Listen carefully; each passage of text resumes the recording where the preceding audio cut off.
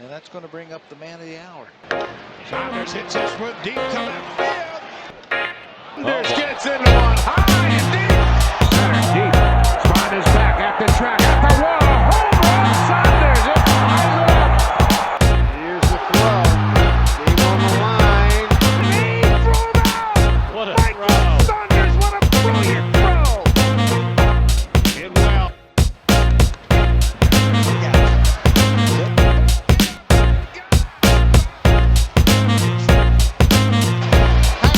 Michael Saunders.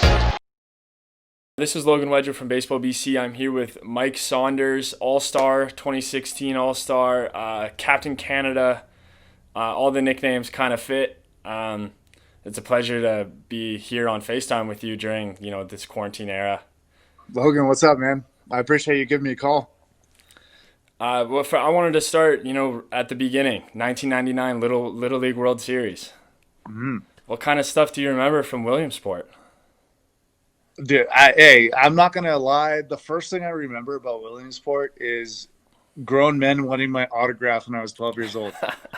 And I didn't even know how to sign my name at that point, but it was surreal to me.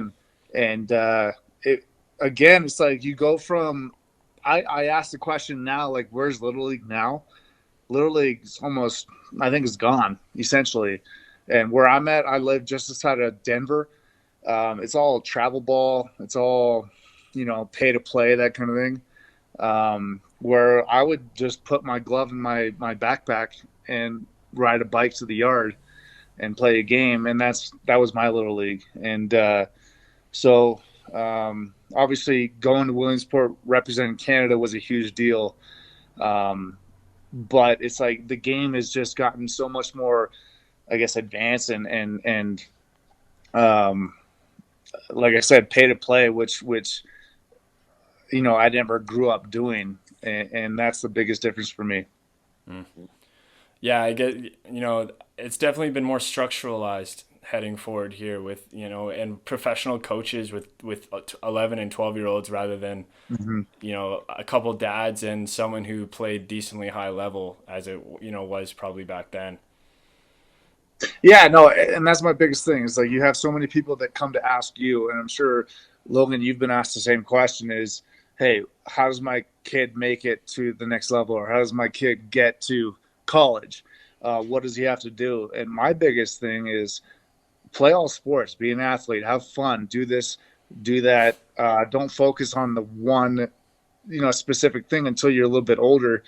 And I always answer it with if he or she is good enough, they'll get noticed. But don't neglect the other sports. Like, allow them to just be a kid. Allow them to be an athlete. Have fun. Play their high school sports. And that's how I did it, and that's how I knew how to do it. Now, it might not work for everybody, but for me, that's how it worked. And when someone asks me that question, that's what I tell them. No, that shows from you. I mean, you played hockey, basketball, volleyball, all the above when you were growing up, right? I did. If there's a sport, honestly, you could probably check it off the list. My parents were very athletic, and they kind of opened all the doors for me and got me involved in all the sports, whether it was at a young level and I closed the doors at a young level, or high school and just going forward. And I narrowed it down to baseball as a summer sport and hockey as a winter sport.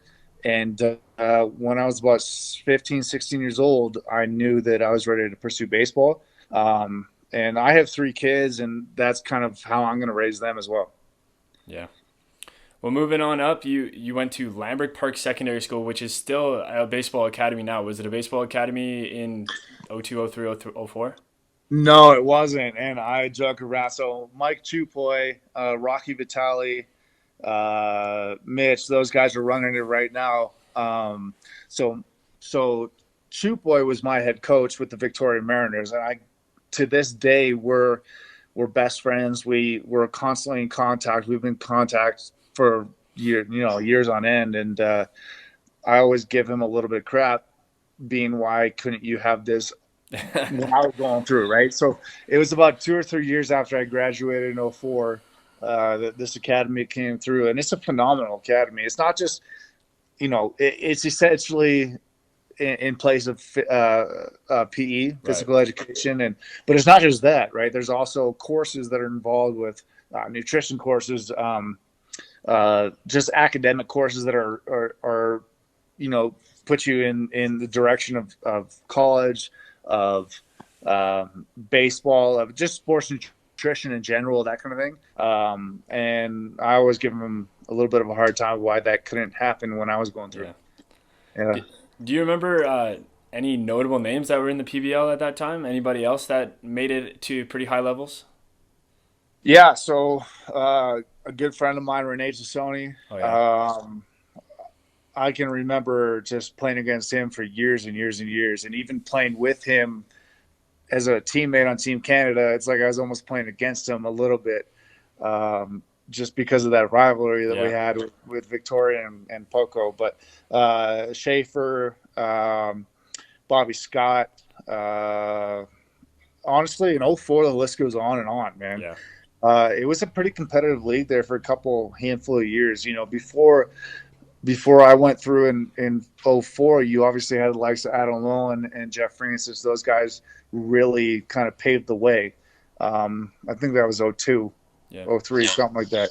But whenever you think of BC, you think of Walker, you think of Morneau, Dempster, those guys. It's like that league generates quality players, man. It doesn't even need to be major leaguers or major league all-stars, but just quality baseball players. And whether it goes pro or not, a lot of guys come through there and go to college and have successful careers and really represent Canada well.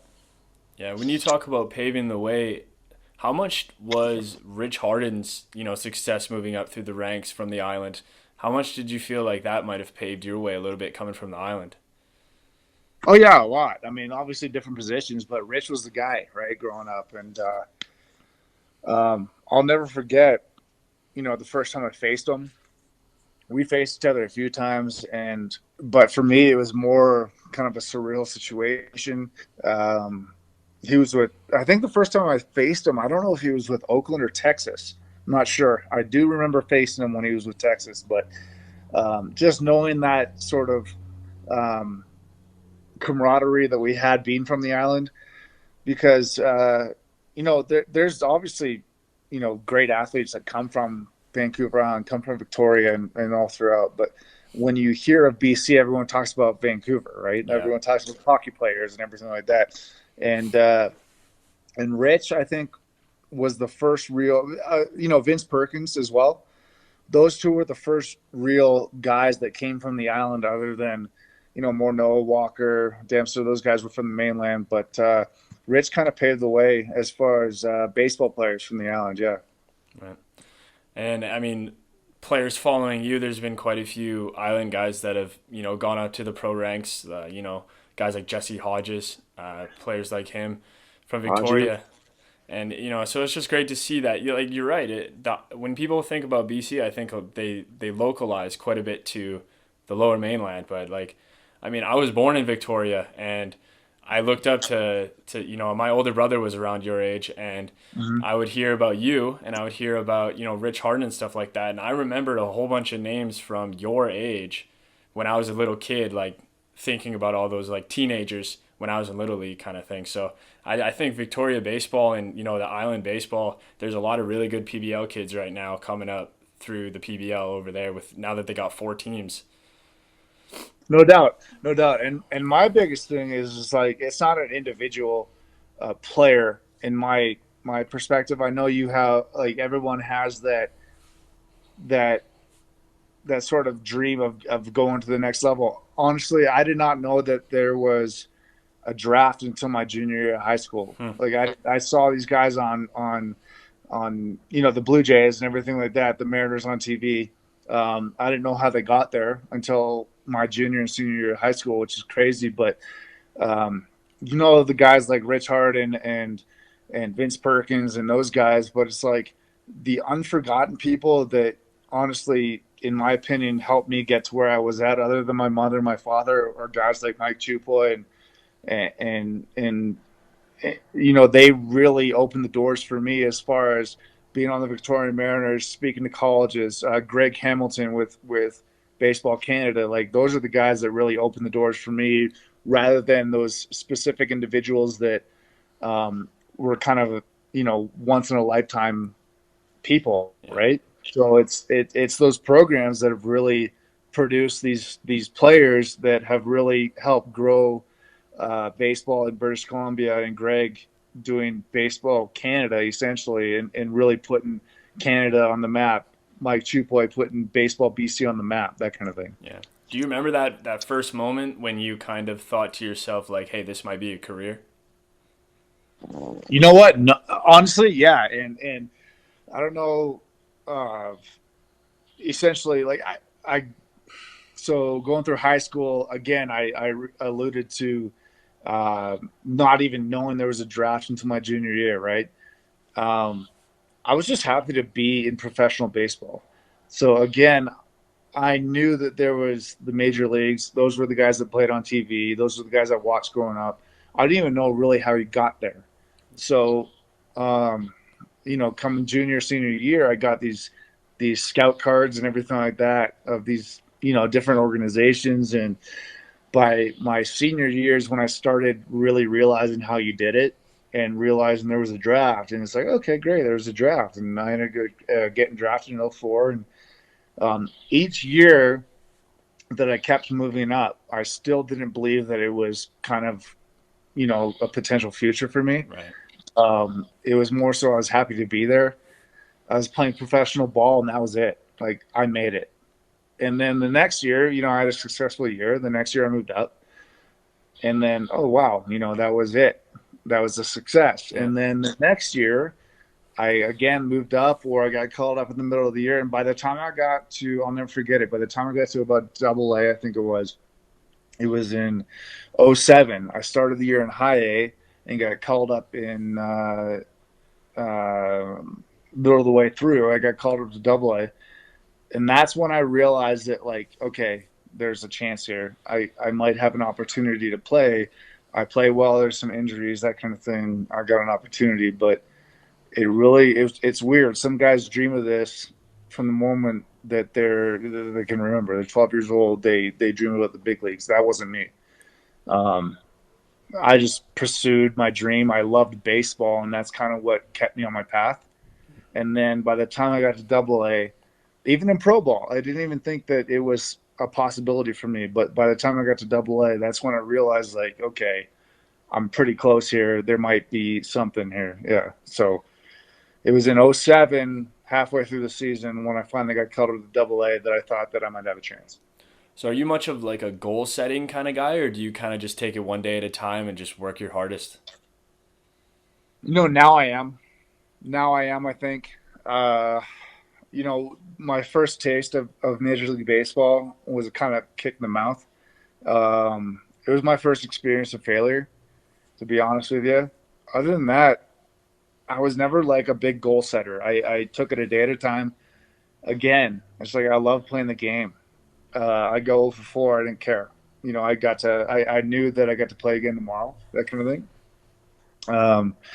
But when I started getting close, not even getting close, when I actually made it and I got called up and I started playing in front of thousands of fans and everything like that, that's when I realized that, like, okay, there's something more to this. It didn't, for the first couple of years, it wasn't fun anymore for me.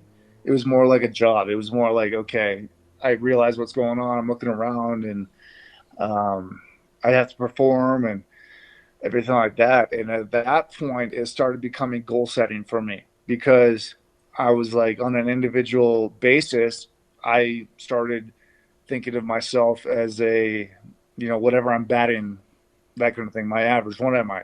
$150. Well, that's who I am as a person, as an individual, and that's just not the case, right? And that was probably for about 2 years. And then for certain reasons, I realized that, your batting average isn't who you are, and this kind of thing. And I took a step back and realized why I was playing the game in the first place, and just having fun again. And once that occurred, I started getting the goals away from from the game. I started just living in the daily life of it and realizing I was here for fun and getting back to the roots and why I played the game in the first place. And so I guess for a little bit there, I was goal orientated, and then once I got rid of that, it was more so just on the everyday sort of spectrum. Right. Yeah, because I was gonna ask also, like your first year, you had over 100 at bats, and were you pressing for that first home run? Like, was that a thought for you? Yeah. So when I first I guess through my entire minor league career, I hit one way. And then when I finally got to the big leagues, I struggled for a little bit. And I guess my hitting coach, I can't remember who it was, but my hitting coach told me that you can't hit like that here. And immediately I go, yes, sir, you're the big league hitting coach. You know exactly what you're doing, and this is what you're paid to do. So there's no way I can do that here. And so I completely changed myself. And to this day, I forgot how I used to hit in high school, in minor league ball, in college, all the way through. I've changed my stance, I don't know, 3 or 4 different times. And to this day, I can't remember how I used to hit. But if I could go back in time now that I'm older, I'm I'm 11, 12 years my senior when I first got called up. I would have, without being that guy, I probably would have stood up for myself a little bit more. Right. Yeah. It sounds like your hitting coach kind of said what was working for you to get you here will no longer work. So how do you carry your confidence from the minor leagues and into what got you to this position into the major league, batter's box when your hitting coach tells you that you can't do it? And that's the biggest problem. I think the biggest problem is for me is it's like at the end of the day, you got to be your own best hitting coach, right? There's a guy that needs to. Now, that's not saying that you don't take information from other people and allow you to open yourself up and better yourself. But it's like I forgot why I got there in the first place, and it, I struggled for about 3 or 4 years because of that. Not saying I would have never had to change or never had to adapt or anything, because you have to. The pitching of the big leagues is just better, right? So eventually they're going to figure out, and you got to adapt to that. If you don't, you're gone, that kind of thing, right? But yeah, you're right. It's like I had to be my own best hitting coach, and I'll never forget it. In 2011, I reached out to somebody here locally, Mike Bard, and he essentially, I kind of was, it was a blank canvas. I came to his hitting. He's a private hitting instructor. I came to him as a blank canvas. I said, I'm done. I just want you to teach me, please. And we broke me down from the bottom up, ground up. And I went into camp the next year in 2012 with one of the same hitting coaches. And I was wearing these bands, these restriction bands and all this kind of. I was walking there looking like a robot. And I, eventually, excuse my language, I finally said, fuck it. And I walked into the cage and I said, this is me. This is what I did all off season. And this is, if I'm going to go down, I'm going to be the captain of my own ship, essentially. It's like, I'm ready to either sink or swim right here. And no one's going to tell me otherwise. And I walked out there. I walked out into the field during batting practice. And this is early again during spring training. Games haven't even started. I had bands wrapped around my legs, bands wrapped around my arms. I was hitting BP with a 55-ounce bat, and I couldn't swing it. But there was a process to it, right? And he pulled me aside the next day. The next day I go in early, and I'm in the cage. And the next day he pulls me aside. He says, "Hey, what's going on here? You can't hit like that." I said, "Why?" And he said, "Because it doesn't look good. There's people watching." I go, listen, man. He's like, I'm okay. I'm going to keep an eye on you. I go, you can keep 2 eyes on me. I go, this is how I'm going to do it. If I go down, I'm going to go down swinging. I'm like, I'm done. And you know what? It's not like I had a huge successful season, but I started building that confidence again of why I got there. So right. Yeah, you followed your own kind of lead.